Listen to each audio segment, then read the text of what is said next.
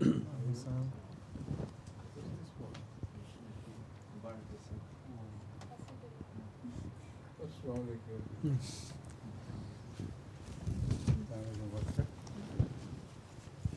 sisters are here? No. Please sit down. Almost lost. Yes. Almost. Only Paul's wife has not yet returned from Mauritius. Yes. And Naveed also is not here today. Naveed is not here today. Yes. Shall we begin? Yes, please. Please. Première question, s'il vous plaît. Ah oui, c'est les dames aujourd'hui. It's the ladies who should start today as well. They didn't have time last time. This was decided. That's right. Wa alaikum salam wa rahmatullah. Dans notre religion, on nous conseille la compétition dans les bonnes actions. Mais où cette compétition doit-elle s'arrêter? Devient-elle nocive? Voilà. In our religion, it is we are encouraged to compete with each other in good things. But up till what point should the competition go, and where does it start becoming something up to bad? Forever. You know, it's the motto. لِكُلِّ وِجْهَةٌ هُوَ مُوَلِّيهَا فَاسْتَبِقُوا الْخَيْرَاتِ. This is the best motto set for any nation to pursue. So you are the best of the people God has ever raised. But with this condition, your motto is to compete with each other in everything good. Don't compete with anything evil. Unfortunately, in the world today, people and nations and governments are competing with each other in evil things. But this is the way to compete. So this has no end. This motto is forever. As long as one lives, one should always try to compete in good things of others. Huzur nous dit qu'en fait, il faut qu'on continue à faire la compétition pour toujours. Cela va continuer à se prolonger devant nous et il faut qu'on continue à le faire. Notre devise dans le Saint-Coran, c'est que chacun a son objectif, alors dépassez-vous les uns les autres dans le bien.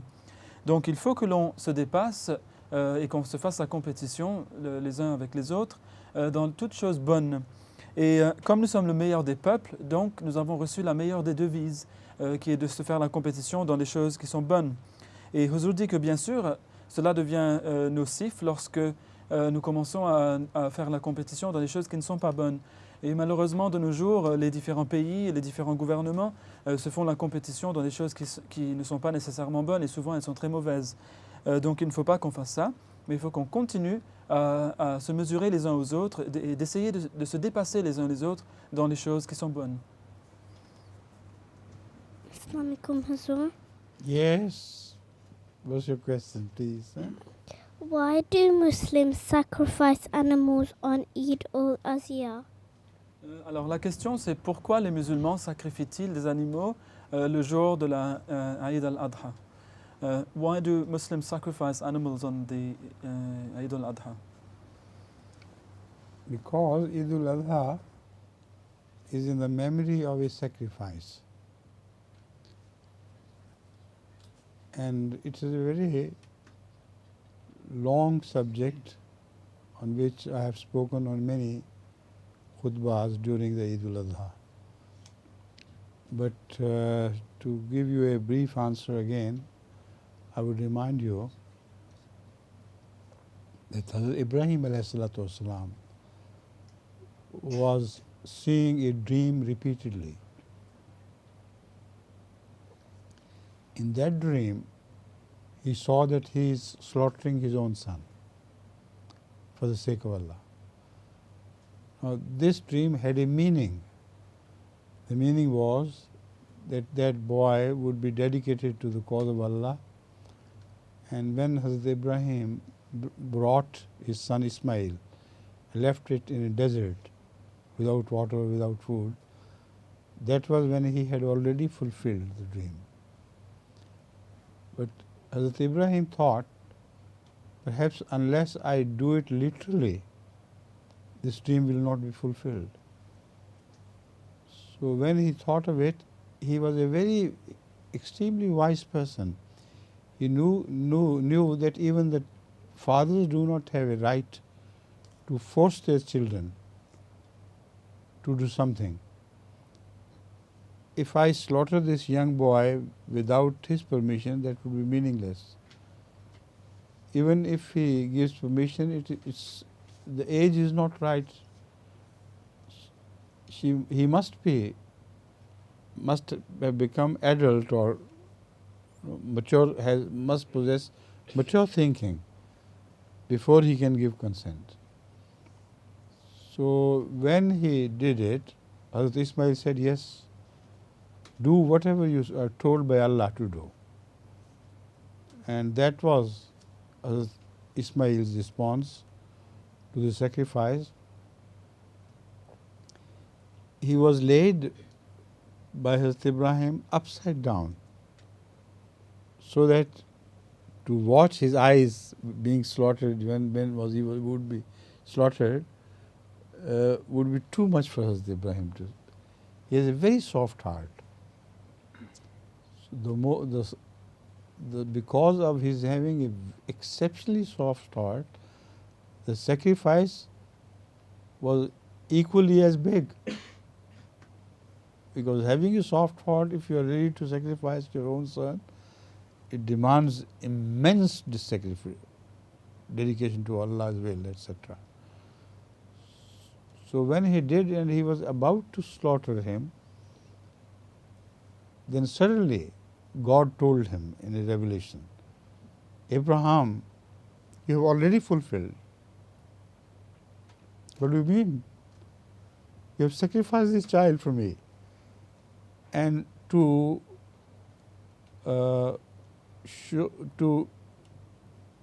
permit him to sacrifice something for which he was ready, God sent a, it was not he goat, was it? Ewe. Is it called ewe, isn't it? The God sent a wild ewe, and he was caught in a bush nearby because of his क्या कहते हैं इसको? The horns? The horns of a Barasinga, like they're called horns. So because of his horns having been caught in bush, he couldn't run away. So he looked at that, and at that time the way he said, this is the sacrifice you may do. So he sacrificed that ewe which was caught in the bush. This is why to follow him, to remember the great sacrifice of Abraham and whatever happened, we also sacrifice lambs or whatever we have, goats or lambs or even camels. Got it? And she is your daughter? Your daughter, I'm sorry. And this one sitting next, this is your daughter. Please. Oui, donc Huzour a dit que, en fait, la fête d'Aïd al-Adha commémore un sacrifice du passé. Et c'est un très long sujet, dit Huzour. J'ai déjà parlé à ce sujet longuement et en grande profondeur lors de mes sermons que j'ai prononcés à l'occasion de cette fête dans le passé. Mais pour donner une réponse très brève, je pourrais dire que Sayyidina Ibrahim alayhi salam, il avait fait un rêve de façon répétée où il voyait qu'il était en train de sacrifier son fils. Et cela signifiait bien sûr que son fils allait être dédié à la cause de l'islam, il allait se dévouer au service de l'islam, de la religion. Mais en fait, lorsqu'Abraham avait laissé son fils dans le désert, sans nourriture, sans boisson, etc., il avait déjà accompli ce rêve, comme s'il avait dédié son fils à la cause de la religion. Mais il pensa que peut-être je dois faire autre chose, je dois peut-être sacrifier mon fils réellement, comme je l'ai vu dans mon rêve. Mais il savait qu'il n'avait pas le droit de sacrifier un enfant en bas âge contre son gré. Ce n'est pas de son droit de se faire. Il aurait fallu que l'enfant lui en donne la permission, l'autorisation. Mais comme son enfant n'était pas encore en âge de le décider, il attenda qu'il arrivât à cet âge de la maturité. Puis il lui dit, « Mon fils, voilà, j'ai fait ce rêve, où je vois que je suis en train de te sacrifier. Qu'en penses-tu » Et il dit, « Mon père, fais ce qu'Allah te dit de faire. » Il était tout à fait prêt, car il était dévoué totalement au service de la religion, la vraie religion. Alors il dit, « Tu peux faire cela. » Alors ce qu'Abraham fit, il l'allongea pour le sacrifier, mais il ne supportait pas, ayant un cœur très très doux, il ne supportait pas de le voir mourir en le regardant dans les yeux. Cela aurait été beaucoup trop pénible pour lui, impossible même, on peut dire. Et donc il l'allongea sur le ventre pour qu'il ne puisse pas voir l'expression de son fils lorsqu'il allait le tuer. Et juste au moment où il allait donc le passer au couteau, une voix, c'est là que la voix lui vint, que « Oh Abraham, en vérité tu as accompli ton rêve. » Et donc il dit « Vois là-bas dans le buisson, tu verras une brebis. » Et en effet, Allah, pour qu'il puisse sacrifier quelque chose, parce qu'il était prêt à faire un sacrifice littéral, Allah avait fait en sorte qu'une brebis sauvage se prenne les cornes dans un buisson. Et donc elle était prise au piège, elle ne pouvait pas s'enfuir. Et alors c'est cette brebis qu'il prit. Et c'est cette brebis qu'il sacrifia. Donc, pour commémorer cela, nous aussi, chaque année, nous sacrifions ce que nous avons. Cela peut être une chèvre, cela peut être un mouton, même un chameau. Et nous faisons cela pour nous souvenir de ce très très grand sacrifice de Sayyidina Ibrahim, que la paix soit sur lui. The word I was thinking of was antlers. You know, if you have too many horns, they're called antlers. So that sort of sacrifice was found by Ibrahim, caught in the bush by his antlers. Donc, in French it will be the same anyway. That's all. Walaikum salam. Les écoles secondaires She is your sister? Both of you, huh? Mashallah. Les écoles secondaires ici organisent des sorties à l'étranger pour quelques jours. Les filles Ahmadis sont-elles permises d'en participer? Schools sometimes organize outings, going, for example, to other countries or other things like this for the children. Can Ahmadi girls partake of these outings? It all depends as upon who is taking them, who is going to be in charge. If there are ladies who are in charge and it's only the girls who are going, I generally permit. But if it's a mixed party, then there are some attendant dangers as well. So the parents should understand the responsibility. And in that case, it's better not for the parent to excuse, but for the girls themselves. Because in this country, if the parents interfere, they would say you are doing it forcibly. So it's much better for the girls themselves that they should excuse themselves, we don't want to go, that's all. Alors, Huzur dit que c'est très facile. Cela dépend tout simplement de qui va s'occuper des filles lorsqu'elles iront pour ces sorties, feront ces sorties. Eh bien, si ce n'est que des dames qui vont s'occuper d'elles, et si ce n'est qu'un groupe de filles qui y va, alors bien, oui, pourquoi pas, elles peuvent y aller. Par contre, s'il s'agit d'un groupe mixte de garçons et de filles, et que les professeurs sont aussi mixtes, donc il y a des hommes et des femmes, dans ce cas-là, il vaut mieux ne pas les laisser y aller, parce que sinon il y a des dangers latents dans de telles situations. Mais dans ce pays, puisque on refuse que les parents obligent les enfants à faire ceci ou à faire cela, ou les empêchent de faire ceci ou cela par la force, il vaut mieux que ce soit les filles elles-mêmes qui disent que nous ne voulons pas participer à ces sorties, pour que les parents ne soient pas condamnés par la suite. To compensate this, once I instructed Lajna or Lajanat all over the world to organize such trips for such girls themselves, where Lajna teachers should supervise everything and the girls should be given at least one pleasurable outing, picnic or something. So, as far as I remember, Lajna Norway is regularly doing this. I think other countries should also organize such groups of girls who have been stopped by parents to go along with the school, and they should be given a chance to go in an Ahmadi group. Huzur dit que j'avais déjà dit dans le passé que pour compenser ce manquement, on peut dire, lorsqu'il s'agit des filles, eh bien, j'avais demandé à la Lajna Imaïla du monde entier d'organiser régulièrement de telles sorties pour les filles. Parce qu'après tout, il faut que les filles sortent aussi, qu'elles aient de telles sorties amusantes, etc. Et donc, dans certains pays, ils l'ont fait, notamment la Norvège. Je sais que la Lajna Imaïla de Norvège organise régulièrement de telles sorties pour les filles de leur jamaat là-bas. D'autres jamaats devraient aussi faire de même. Et elles devraient absolument organiser de telles sorties pour que les filles, elles aussi, qui ont été privées de sortir avec leurs écoles, puissent quand même sortir dans des groupes seulement de filles Ahmadi. Et ainsi, elles pourront profiter de cela, elles aussi. Assalamu alaikum, Huzour.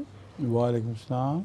Pour prévenir la mort des petits bébés durant le sommeil, les scientifiques nous ont dit tantôt de les allonger sur le ventre, tantôt sur le dos. Lorsqu'on les met sur le côté, ils finissent toujours sur le dos. Quelle est la méthode correcte à adopter? To prevent cot death, scientists in the past have been telling parents, you should put your babies on the stomach. Then they say you should put them on the, no, that was wrong, you should put them on the back. When we put them on their sides, they end up anyway on the back. So what is the best way to make babies sleep? See, this The is, safest way? I think the chance of baby's death is very rare. And because you can't avoid it anyway, this is not just, it does not depend just on the posture of the baby during sleep, but he must have some internal weakness of the heart or lungs, so they suddenly stop working. So I think there is not much advice which I can render for this, except that from time to time the mother should get up and see the child, how the child is faring. Eh? As far as is sleeping on the posture of the back is concerned, there is one device which I have advised and it works is that tie a rope-like thing like a nala around the waist of the child and put knots in the back and in the front. So whenever he turns to the back or she turns to the back, because of this knot he will get up. And whenever he turns to the front and sleeps mouth downwards, because of this knot he would get up. So this works. I have done it with some children, and I did it for another purpose, but it works. If some children wet their bed while sleeping, this also works for them, because most often they do it while sleeping on the back. So I have been advising them to put that knot, and they were surprised to see that this worked. Right? Alors, Huzour dit que je pense que la chance que les petits-enfants, les tout-petits nourrissons meurent durant le sommeil est en fait très très faible. Et cela ne dépend pas de toute manière seulement sur leur posture durant le sommeil. En effet, souvent on verra que ces enfants-là ont une faiblesse inhérente, comme par exemple une faiblesse au niveau du cœur ou quelque chose de similaire.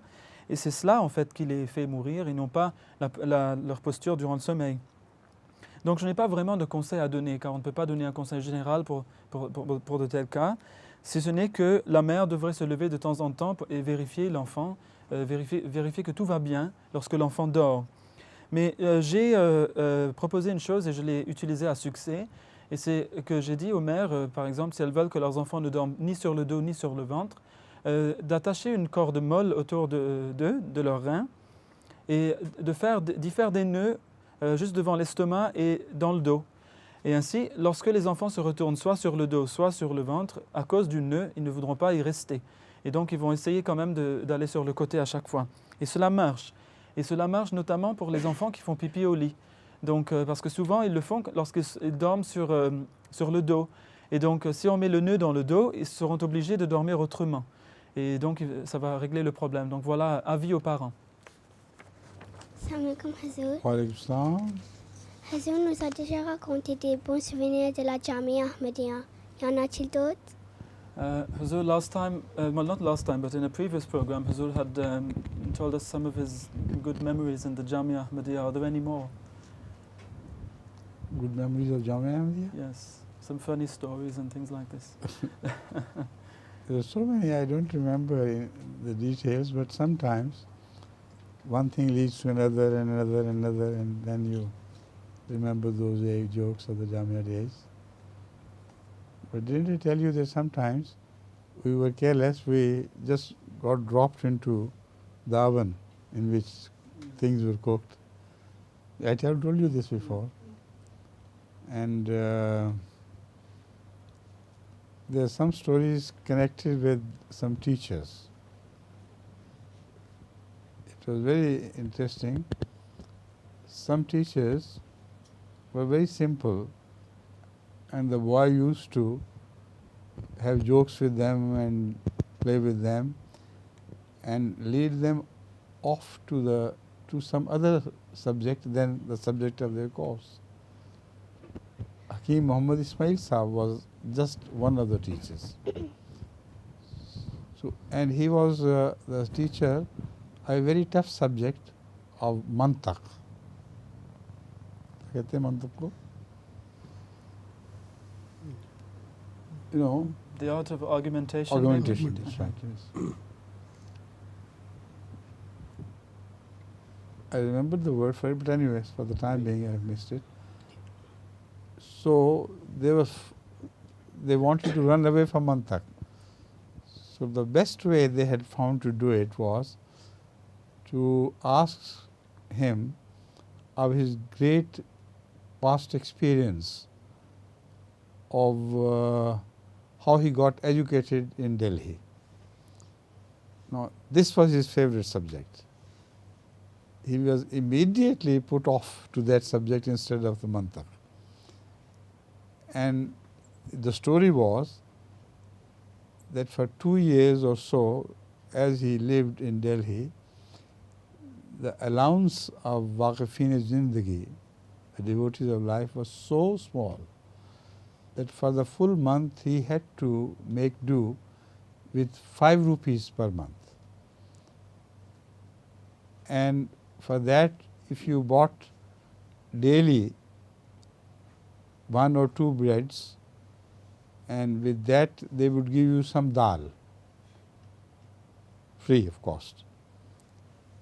And he had no money for enjoying food or for chicken, goat, meat, etc. So he, for 2 years, he continued to live on dal. Never ate anything else. It's amazing the way he did it, but the way he used to tell stories about that, how that happened, and so many other things, I leave the detail out. But I tell you a similar story about another teacher who was very fond of chicken and pulao. So when the boys wanted to put him off his subject, one of them would stand up and say, "Would you kindly tell us the story of your eating chicken pulao and how long did you do it?" He would say that after marriage, I did it continuously for 6 months. I didn't have anything else to eat but chicken pulao in the morning, chicken pulao in the night. So the boys used to ask others, secondary questions on what's the nature of pulao and all that and how it was cooked. And he was very fond of such discussions. So by the time he had finished, the period was over.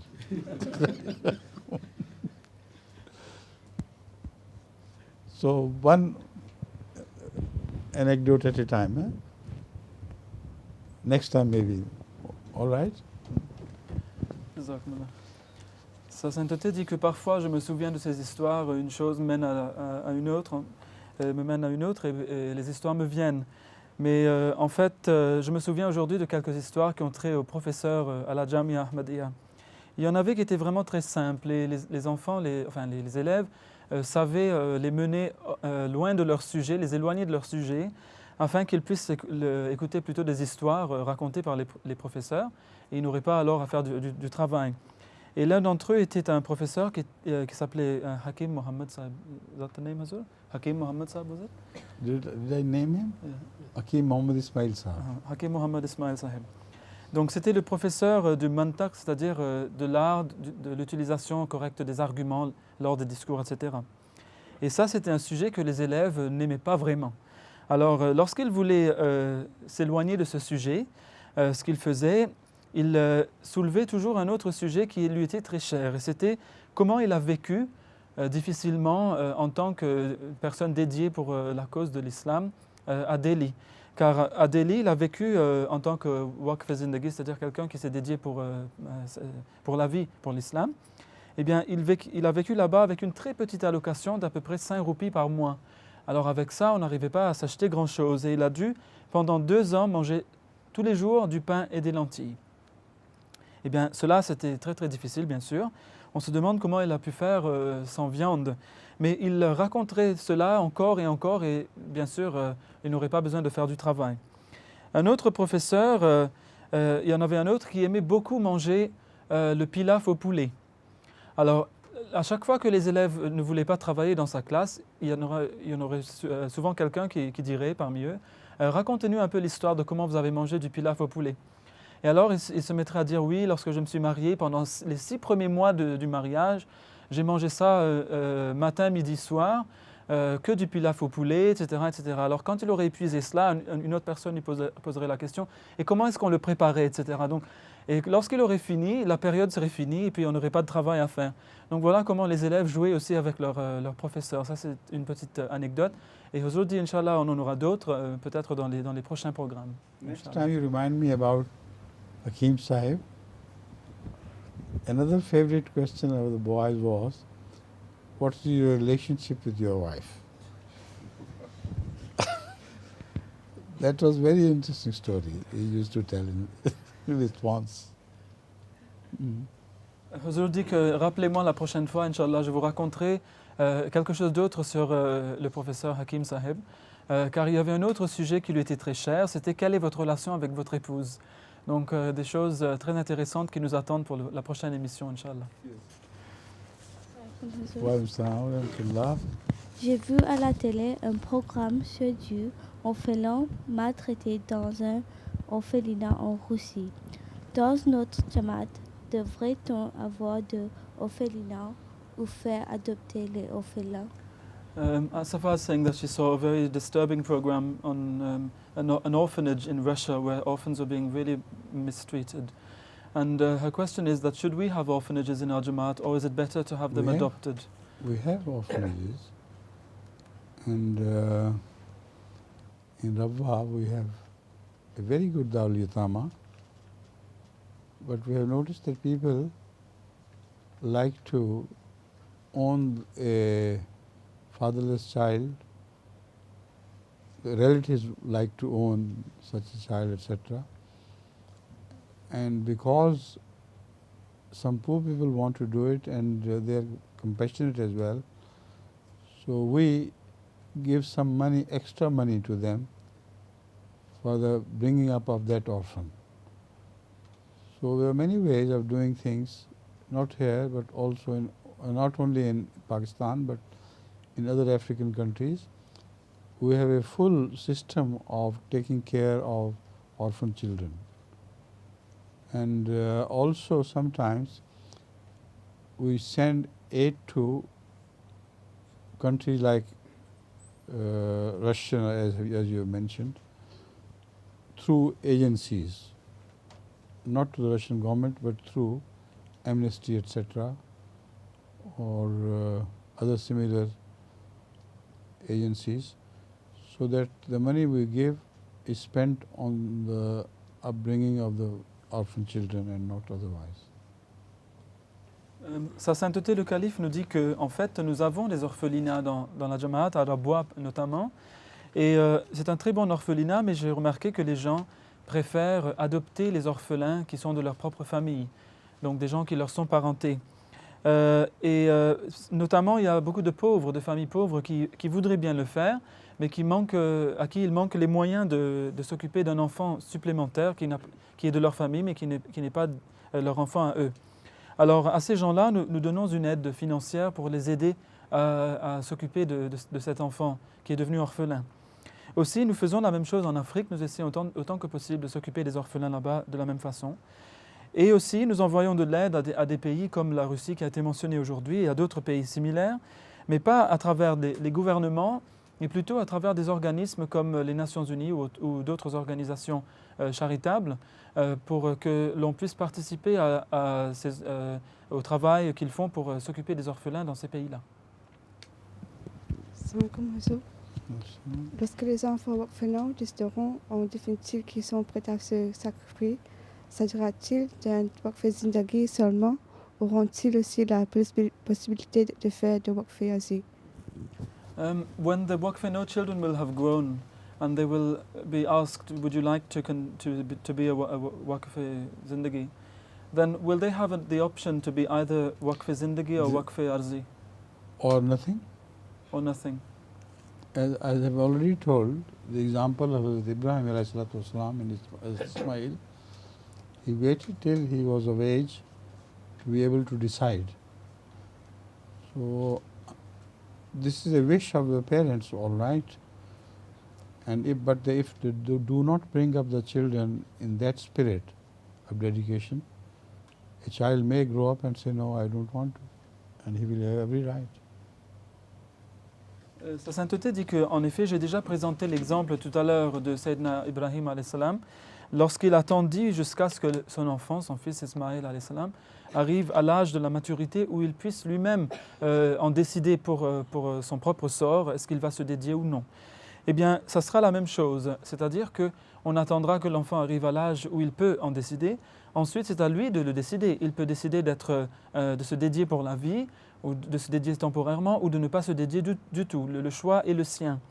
Mais les enfants qui n'auront pas été éduqués dans l'esprit du sacrifice et du dévouement envers la vraie religion, eh bien ces enfants-là, un beau jour, lorsqu'ils seront en âge d'en décider, ils pourraient bien dire ben non, nous ne voulons pas nous dédier. Donc tout dépendra de l'esprit dans lequel les enfants sont éduqués. Now at last, a political correspondent. A political question today. Yes, I knew that. Hazrat Aïcha, radiallahu anha, raconte, je dis au saint prophète sallallahu alayhi wa sallam, cela te suffit que sa fille soit comme ceci ou comme cela, signifiant qu'elle était de courte taille. Le saint prophète sallallahu alayhi wa sallam dit, tu as dit une parole qui suffirait à polluer tout un océan. Aïcha radiallahu anha rapporte aussi, je mentionnais quelque chose de plaisant sur quelqu'un au saint prophète sallallahu alayhi wa sallam.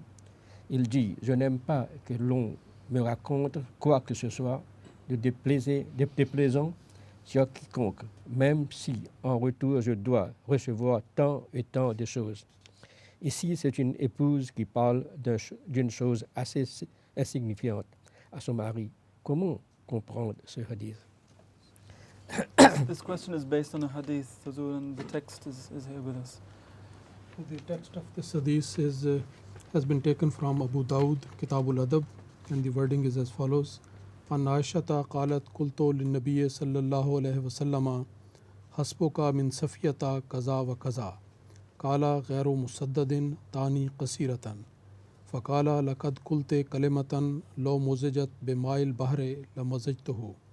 قالت وحكيت له إنسانا فقال ما أحب أني حكيت إنسانا وأن لي كذا وكذا. Translation is, Hazrat Aisha relates, I said to the Holy Prophet sallallahu alaihi wasallam, it is enough for you concerning Safiya that she is thus and thus, meaning thereby she is of short size. The Holy Prophet sallallahu alaihi wasallam said, Short stature. Yes, short stature. Yeah. The Holy Prophet ﷺ said, you have uttered a phrase which would suffice to pollute an ocean.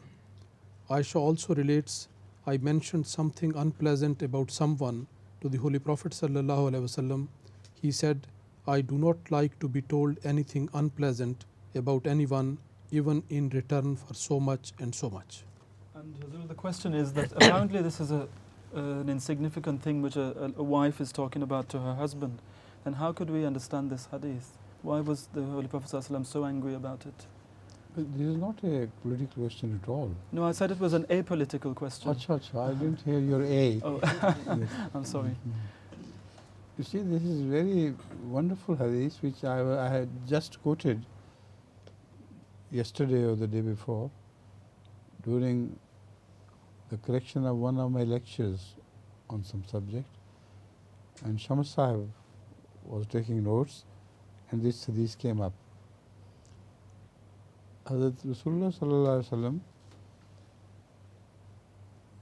used to show his anger or displeasure in beautiful words. Instead of shouting at Hazrat Aisha, etc., etc., he said, Aisha, you have said she is like this, small girl, small woman, lady. But your words are very small. But they are so poisonous that they could pollute the whole ocean if they were mixed in the ocean.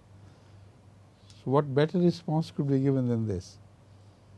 So it shows Muhammad sallallahu alaihi wasallam was master of oratory. Suddenly to think of this answer is amazing. And it also means that similar talks poison the ocean of humankind. It's not just a metaphor, it does happen actually. That if you permit and encourage such disparaging talk of others, then the entire ocean of human society will be polluted. And this does. So in the second portion, Hazrat Aisha is said to have spoken ill of somebody and somebody. Rasulullah just refused to listen to that story and said, I don't want unpleasant things to be said about others. If there are unpleasant things, don't tell me those. Alors, Hazur nous dit que cela est quelque chose qui est arrivé par hasard, mais c'est que quelques jours de cela, j'avais cité justement ce hadith lorsqu'on était en train de préparer des notes sur un sujet quelconque, et M. Shams avait noté justement ce hadith que j'ai cité. Et le saint prophète Mohammed sallallahu alayhi wa sallam, en fait, dans ce hadith, on voit comment il démontre sa colère à propos de certaines choses. Il ne se fâchait pas, il ne criait pas sur les gens, mais plutôt il leur disait des paroles très courtes, mais qui étaient remplies de sens très profond. Et il dit à Aïcha que tu as dit que de sa fille qu'elle était petite comme le petit doigt, comme ça. Et tu penses que peut-être ta parole est très petite aussi. Mais ta parole, même si elle est petite, elle est très empoisonnée. Si empoisonnée que si vénéneuse, que si on la mettait dans l'océan entier en serait pollué. Rends-toi compte de ça. Eh bien, cela est tout à fait vrai, dit Huzur. De telles paroles peuvent polluer l'atmosphère, polluer l'océan de l'humanité. Car si on encourage de telles paroles qui sont dépréciatives, on pourrait dire, des gens, eh bien, ce qui va se passer, c'est que tout l'océan de l'humanité en sera pollué. Et aussi, une autre fois, ce qui est cité dans le même hadith, lorsqu'Aïcha est venue, qu'Allah soit content d'elle, il a dit quelque chose de similaire sur quelqu'un d'autre. Le prophète sallallahu alayhi wa sallam a dit, écoutez, moi je ne veux jamais entendre de telles paroles sur les gens. Je préfère ne pas les entendre. Donc, car si on les encourage, comme Ozoul l'a expliqué, tous les océans de l'humanité seront pollués par cela. Il faut donc qu'on décourage de telles paroles. Assalamu alaikum Ozoul. C'est une question qui vient du Canada. Peut-on offrir le Jumma sans le khutba issanien? Si ce khutba est obligatoire et qu'un groupe de musulmans se retrouve sans un imam, qu'ils le connaissent par cœur, et qu'il n'est pas sur papier non plus, doivent-ils laisser tomber le sermon et offrir simplement leur prière de Zohar en congrégation, c'est-à-dire les 4 rakats de Farad? This question has come from Canada, Huzur. And it is that if in a certain situation Muslims find themselves ready for the Jummah prayers, but nobody amongst them knows the khutbah thaniya, and it's not written down anywhere either, can they proceed with the Jummah without the khutbah thaniya or not? They should sit down normally, like the Imam does, stand up and excuse themselves that unfortunately we don't know the khutbah thaniya, but whatever prayer Allah's Prophet begged of Allah during this khutbah, or whatever advice he rendered to us, I hope we all will follow that. Yes. And later on, inshallah, I promise to have learned by heart.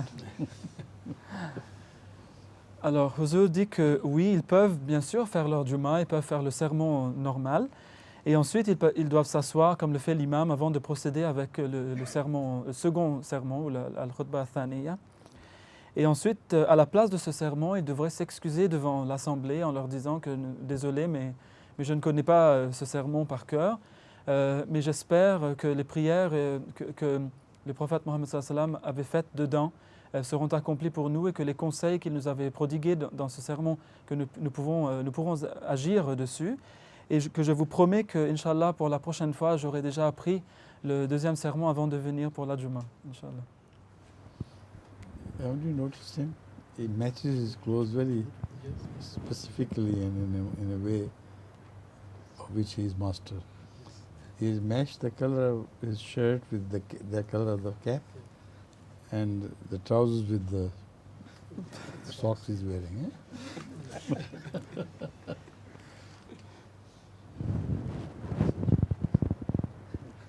That's why people are called bows. Used to be called bows in the old English society. Nicely and meticulously dressed. Yes, please, next. Where's your wife today? Mine or Yours. at home He was pointing as well. See, it's his wife, I know that. So you don't have no right to point at her. She's at home. And children? Yes, because there's a baby, newborn baby of 3 months. Ah, mashallah. I understand. Next, please. De nos jours, les employeurs ont tendance à embaucher les gens qui présentent des CV éblouissants, dans lesquels les bonnes qualités et points forts sont mis en lumière. Comment les Ahmadis peuvent-ils écrire un CV impressionnant tout en préservant leur humilité et leur modestie? So the question is that these days people write curriculum vitae which are very brilliant and highlighting all their strong points and their good qualities to impress the potential employer. Now, how can Ahmadis remain humble while so doing? Because it's the trend They nowadays. should stick to the truth. That's all. And during the interview, they're going to get more marks than those people who just showed off. Because the employers are also very clever. They read the papers, they know what he has done or said, and then during the interview, they cross-examine him on these things, and if they were just fake things, he's caught. He's exposed during the interview. Sa sainteté dit qu'en fait, les Ahmadis devraient toujours être véridiques et ne pas donc rajouter à la vérité. Et durant l'interview, ils auront sûrement plus de points que ceux qui s'étaient vantés d'avoir telle ou telle qualité, mais qui ne les possèdent pas vraiment. Car les employeurs sont assez intelligents pour savoir quelles sont ces personnes qui sont en train de se mettre de l'avant d'une façon véridique et ceux qui sont en train de dire des paroles en l'air. Donc cela est meilleur pour les Ahmadis de s'en tenir à la vérité.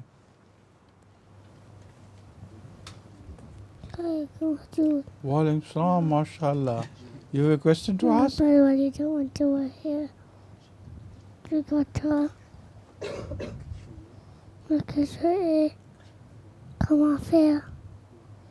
What I want to do to care. Hazur, he said, my name is Walid Ahmed, I'm a Waqf now. Inshallah. And my question is, what can we do to have Allah's love in our hearts? This is the right age for that. There's so many ways. If you pray to Allah innocently at this age, and when Allah listens to your prayers, that is the time when you would feel a special love for Allah, because He listens to your prayers. And I remember a young boy, slightly older than you are, at that time, long ago. He was an American born to some parents who had settled in America. And he used to love God very much.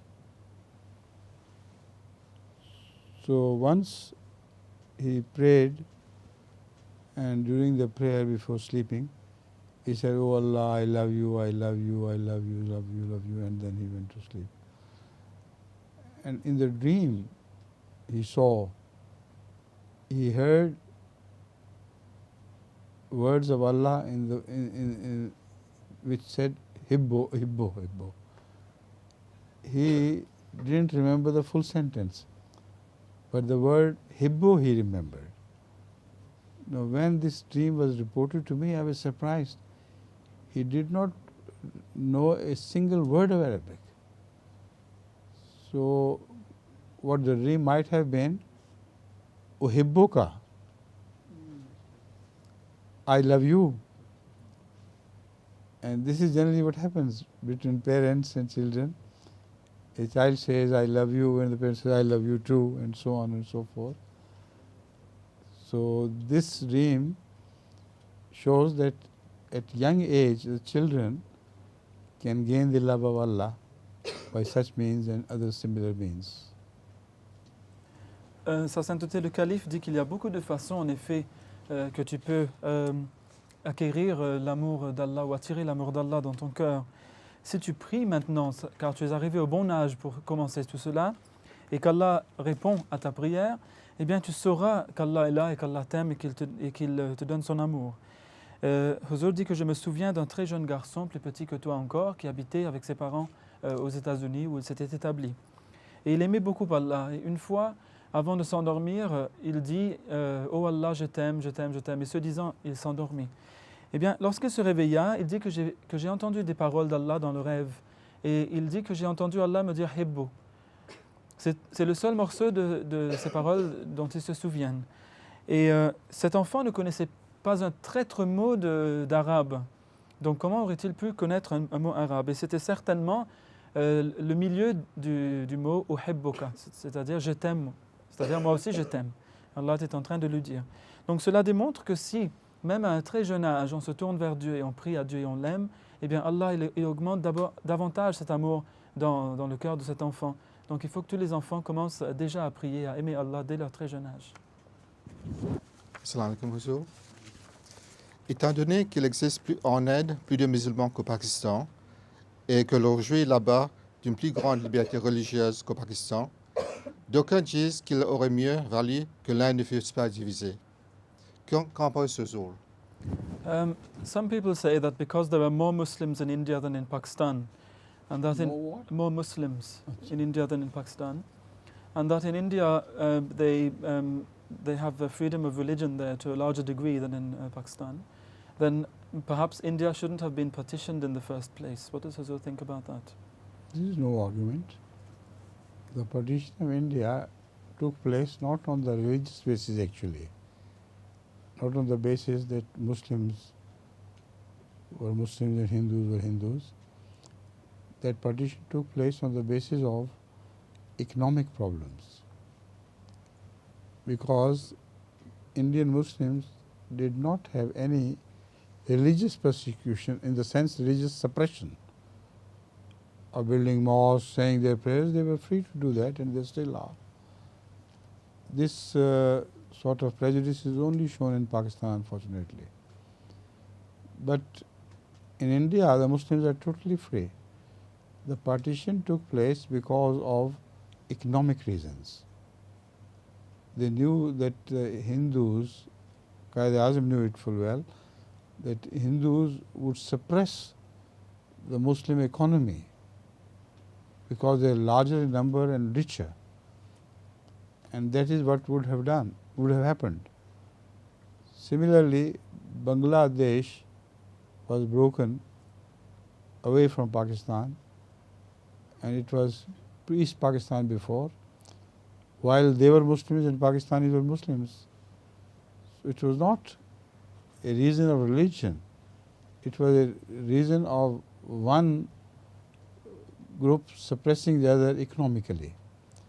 So that is the reason what was raised by their leaders, and they said you are being economically suppressed by the Western Pakistanis, and so because of this economic hatred, it was broken. You understand? Sa sainteté dit que cela n'est pas du tout un argument. En effet, la partition de l'Inde ne fut pas effectuée pour des raisons religieuses, mais plutôt à cause de problèmes économiques. Les musulmans, en effet, n'étaient pas du tout opprimés au niveau de leur religion. Ils avaient le droit de construire des mosquées, de faire leurs prières. Les hindous ne les opprimaient pas dans ces choses. C'est malheureux d'ailleurs que cela ne se passe qu'au Pakistan, et ce n'est pas en Inde que cela se passe. Mais le Quaid-e-Azam, c'est-à-dire la personne qui était le chef du Pakistan à cette époque, eh bien, avant cela, donc, il savait que les hindous feraient trop pression sur l'économie des musulmans, car ils étaient plus nombreux, ils étaient plus riches, etc. Donc c'était pour des raisons économiques qu'ils devaient se séparer d'eux. Et d'ailleurs, on voit que plus tard, le Bangladesh s'est aussi séparé du Pakistan, alors que les deux étaient des nations musulmanes. C'était encore une fois pour des raisons économiques, non pas religieuses. Les leaders là-bas ont dit au peuple que voilà, nous sommes opprimés économiquement, donc il faut que nous nous séparions pour que nous puissions prospérer. Donc c'était cela la raison, et non pas des raisons de religion. Now, whose turn? Your turn? This is going to be the last question. And next time we'll start from there. Right? The time flies by in this class. I'm amazed. When we could not make one circle, one round, full round. It's amazing. You're gifted by Allah for asking such questions. They're very interesting, and all the attention is absorbed in the answers to those questions. Please. Assalamu alaikum. So I'll spare a minute or two for your question, and that will be the end. Les Gitans sont un peuple qui erre depuis des siècles et qui est rejeté par toute l'Europe. Peut-être sont-ils l'objet d'une malédiction pour avoir rejeté un prophète de Dieu? Qu'en pense Huzur? Some people believe perhaps that gypsies, because they are rejected by the whole of Europe, and they have to keep changing countries all the time because they're persecuted, that perhaps they're the object of a curse for having rejected a prophet of God. What does Huzur think about that? No, this is not the case. I think they migrated from India and migrated to Europe, and they were not in the habit of changing places because of persecution, because their old tribal system was such that they used to move from one place to the other, because they were laborers in rice fields, etc. And there was season of rice in some areas, so they would go there. If they had to thatch wheat, they would go there. So this was an old habit of theirs, which they stuck to, and this continued to happen everywhere, even in England.